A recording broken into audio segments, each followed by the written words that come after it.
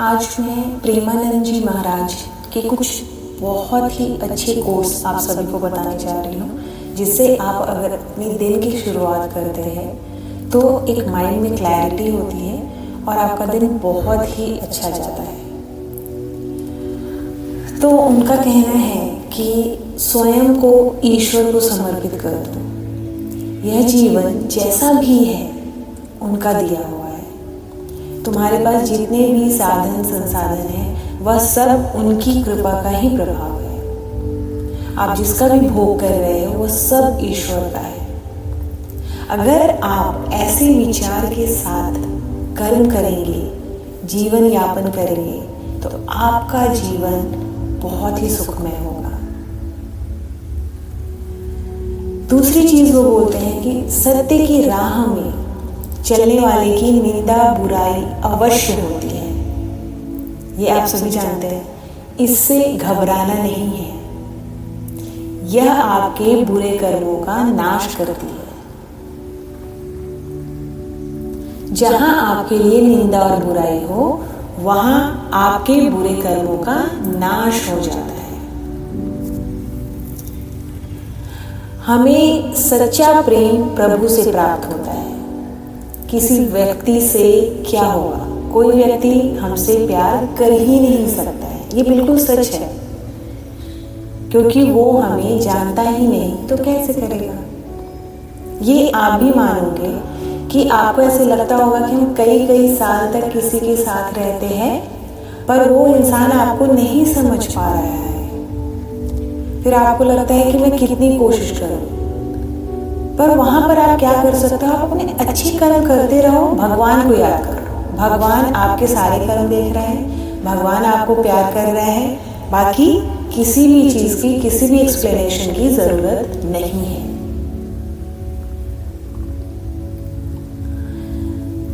आगे वो बोलते, कोई व्यक्ति तुम्हें दुख नहीं देता, बल्कि तुम्हारे कर्म उस व्यक्ति के द्वारा दुख के रूप में प्राप्त होते हैं।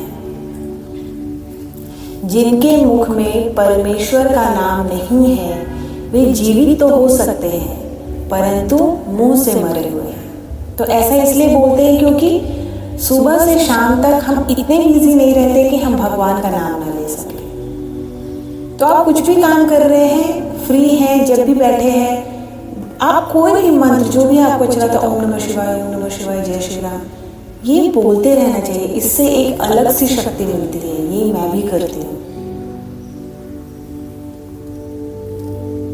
डरो मत, गिरोगे भी तो आगे बढ़ना है।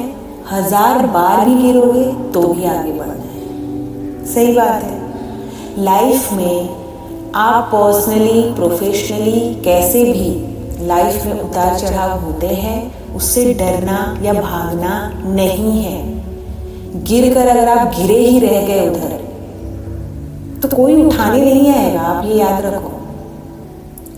भगवान से हिम्मत लो, उठो और फिर आगे बढ़ो। इंसान पर विश्वास करना ही नहीं चाहिए। भगवान से दिन की शुरुआत करें, भगवान से ही खत्म करें। आपके आसपास जितने भी इंसान हैं वो आपको मिले हैं, इसी जीवन में मिले हैं। आपको रिश्ता निभाना है, उनके साथ अच्छे व्यवहार करने हैं, अच्छे कर्म करने हैं, वो आप करो। उम्मीद मत रखो वो आपको दुख देगा। आपको उम्मीद किससे रखनी है? परमेश्वर से, ईश्वर से। ये जगत गुरु है, ये सब जानते हैं, ये देखें। इस भौतिक संसार में किसी के पास आपको पकड़ने की शक्ति नहीं है। आप ही है जो पकड़ते हैं और आप ही है जिन्हें छोड़ना है। ब्रह्मचर्य की रक्षा करें। ब्रह्मचर्य बोलते हैं बहुत बड़ा अमृत तत्व है। मूर्खता के कारण लोग इसे ध्यान नहीं देते। ब्रह्मचर्य आप सभी जानते होंगे। तो आपको मेनली जो है, अगर आप स्पिरिचुअल बिल्कुल भी नहीं है, भगवान की भक्ति में लीन नहीं है, नास्तिक हैं, टाइम नहीं है, मैं बोलूँगी फिर भी वक्त निकाले। आप अगर खड़े हैं, सांस ले रहे हैं, छत है ऊपर, पानी पी रहे हैं, खाना खा रहे हैं, भगवान है, एक्सटर्नल फोर्स है जिसकी वजह से आपकी लाइफ चल रही है, राइट। तो आपका काम है सुबह शाम उनको थैंक यू बोलना, ग्रेटफुल होना, उनको याद करना। तो थोड़ा सा स्पिरिचुअल होना जिंदा होने की पहचान है, मुझे ऐसे लगता है। नहीं तो आप मरे हुए, फिर क्या है, वही ऑफिस, वही फैमिली, वही सब कुछ। क्रोध को शांत करने के लिए एक ही उपाय है, बजाय यह सोचने के कि उसका हमारे प्रति क्या कर्तव्य है, हम यह सोचे कि हमारा उसके प्रति क्या कर्तव्य है। उससे आपको काफी लाभ मिलेगा। आप अपने एंड से सब करो, बाकी फिर भगवान पर छोड़ो। व्यवहार हो, मेहनत हो, कुछ भी हो, आप अपने एंड से क्या कर सकते हो वो देखो, करो और जिंदगी जियो। फिर स्ट्रेस लेने की जरूरत नहीं है, उसने ये नहीं किया, उसने वो बोला, उसने ऐसा कहा। भगवान है, अगर आप मानते हो ना तो आप बिल्कुल भी स्ट्रेस ही नहीं लोगे। फिर है नेक्स्ट, प्रभु का नाम जब संख्या से नहीं डूब कर करो। बिल्कुल सही बात है। हम बैठते हैं, फिर काउंट करते बैठते, ठीक है, कुछ चैंट है जो हमें लगता है नहीं हमें 108 करना है, ये करना है, पर आप खो जाओ। इनका कहना है, प्रेमानंद जी महाराज का, कि आप इतने लीन हो जाओ प्रभु भक्ति में कि उन्हें आपको सुनना देखना ही पड़े। उनको पता हो कि हाँ ये मेरा भक्त है, इसके लिए मुझे करना है। जिनके मुख में प्रभु का नाम नहीं है वह भले ही जीवित है लेकिन मुख से मरा हुआ है। प्रभु का नाम लेना ही चाहिए। आप मंदिर नहीं जा पाते हैं बहुत ज़्यादा, आप अपने मंदिर में सुबह शाम पर्सनली से बैठ के आरती नहीं लगा सकते, कुछ चैन नहीं कर सकते, चलेगा।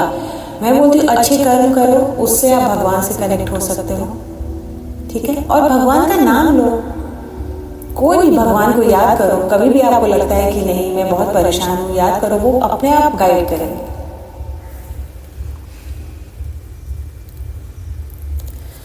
बहुत होश में यह मत सोचो कोई देख नहीं रहा। आज तुम बुरा कर रहे हो तो तुम्हारे पुण्य खर्च हो रहे हैं। जिस दिन तुम्हारे पुण्य सारे खर्च हुए, अभी का पाप और पीछे का पाप मिलेगा।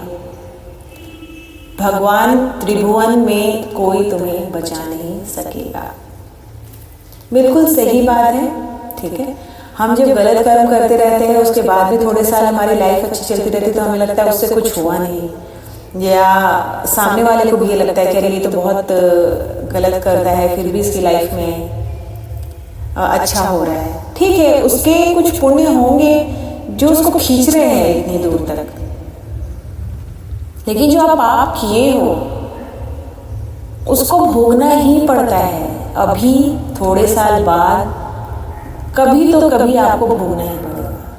इसलिए आप कोशिश करो कि गलत कर्म ना करें, वही पाप होता है। गलत कर्म मतलब पाप। इंटेंशनली आप किसी को जाकर हर्ट मत करो।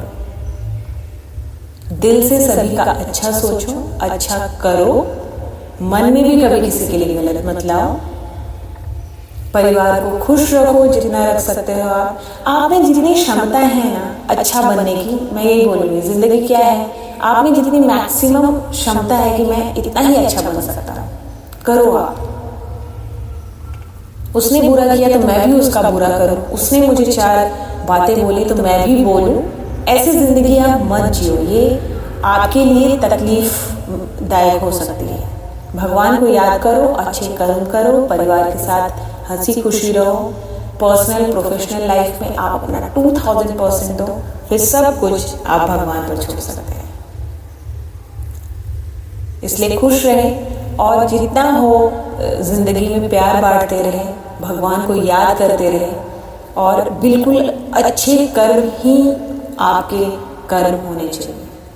बुरे कर्म पर आपका ध्यान होना ही नहीं चाहिए, और हो सके तो जो लोग बुरा कर रहे हो उसे आप सही रास्ते पर लाए। ये सबसे बड़ा पुण्य का काम है। आई होप आपको ये कोर्स अच्छे लगे होंगे। मैं नेक्स्ट सेशन में उनके और भी 10-15 कोर्स आप लोगों के लिए ज़रूर लेकर आऊँगी। धन्यवाद।